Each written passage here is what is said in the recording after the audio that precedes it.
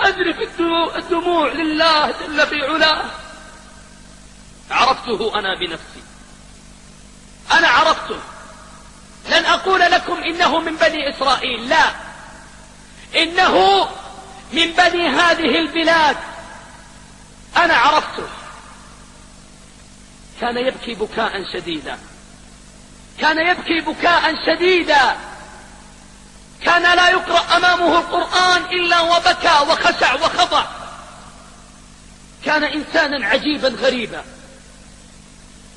حفظ القرآن، وكان عمره في 12 من العمر، ولكنه كبير بكلام الله جل في علاه وبعلمه بالله كذلك أحسبه والله حسيبه ولا أزكيه على الله. إني أحدثكم عنه وأشترط على نفسي ألا أحدثكم إلا بما رأيت بعيني وعاشرت بنفسي. والشرط الثاني أشترط على نفسي ألا أبالغ في شيء عنه. حفظ صحيح مسلم عندي في أسبوعين، حفظ صحيح البخاري عند صاحب الثالث، كنا 3،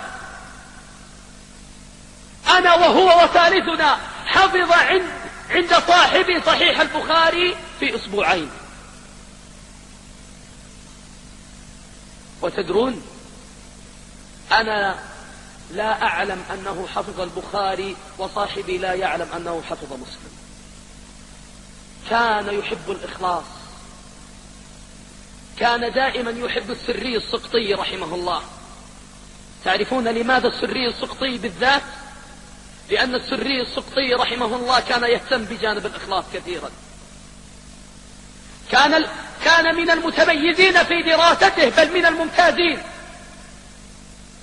وكان لا ينام إلا من بعد المدرسة إلى الظهر، وبعد العصر في الحلقة، وبعد المغرب في دروس المشايخ، وبعد العشاء إلى 11:00 يذاكر دروسه، ومن 11:00 كل يوم يقوم الليل إلى الفجر. لا أحدثكم بمبالغة، إنه من بنينا، من بني بلادنا. كان إذا قرأ القرآن يبكي. كنت أقرأ عن السلف أن بعضهم كانوا إذا قرأوا القرآن يخرون ويغمى عليهم، وأعلم خلاف العلماء في ذلك، ولكن لم أرى ذلك بعيني إلا من هذا الشاب. نصلي يوم الجمعة فيقرأ الإمام: ونادى أصحاب النار أصحاب الجنة أن أفيضوا علينا من الماء، فيسقط على رأسه سقطة ظننا أنه قد مات.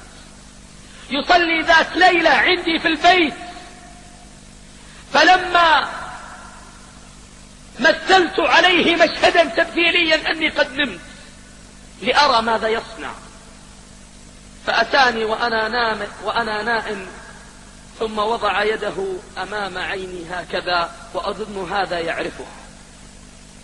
يعرفه، فهو كان صاحب لنا كلنا، ولكنه لا يدري عن شيء عنه. ولكن يقوم من 11:00 أنام وأستيقظ وأنام وأستيقظ وأنام وأستيقظ، وما زال في ركعة لم يركع، ثم يركع ولا يرفع. وفي ليلة أخرى يقرأ القرآن خيبا، فلما وصل إلى قول الله جل وعلا: أمامي كلا إنها لظى نزاعة للشوى، بكى ثم خر مغشيا عليه، أيقظته، ثم قام وتوضأ، ثم قام يصلي. فلما بلغ كلا إنها لظى نزاعة للشوى، بكى وأغمي عليه، فأيقظته. فلما جاء الثالث قرأها فأغمي عليه، فما أفاق إلا بعد أذان الفجر، وما أوتر تلك الليلة. يبكي. كان يختم القرآن في كل 3 ليالي غيبا في قيام الليل، وفي كل 7 أيام نظرا في النهار. أنا أقول لا أبالغ، هذا أمامي. ووالله أنه كان يذكر الله في اليوم الواحد أكثر من 12,000 مرة عددتهم بنفسي وأنا جالس معه 12,000 مرة. فأسأله لماذا؟ ثم فيقول لي لا يسبقني أبو هريرة، لا يسبقني أبو هريرة. غيرة في العبادة. وهذا ابن 17 سنة حينها لما وصل إلى هذه الدرجة. كنت أظن أنه هكذا، لا أعرف ماذا أقول عنه. كل ما مر به متن من أجل أن يحفظه أقول له أتحداك تحفظه، يقول لا تتحدى. أنا أحمسه أقول أتحداك. اليوم الثاني يأتيني يسمع المتن كاسمه. إذا أخطأ 3 أخطاء لا يعتبر أنه حافظ، 3 أخطاء. هذا من التائبين، ويا ليتكم تعرفون ما ذنبه. فأقول لكم ما ذنبه. لقد كان إذا أيسنا من الشاب ذهبنا ندعو إنسان فأيسنا منه ما عرفنا. أنا أتكلم عن نفسي، الله أعلم بغيري. وكان مجاب الدعوة أمام 17 نفر يشهدون بذلك في أكثر من موقف. كنا إذا أيسنا من شاب نقول له اذهب وادعه، والله يومين إذ بالشاب مستقيم، يمشي معه يومين بس.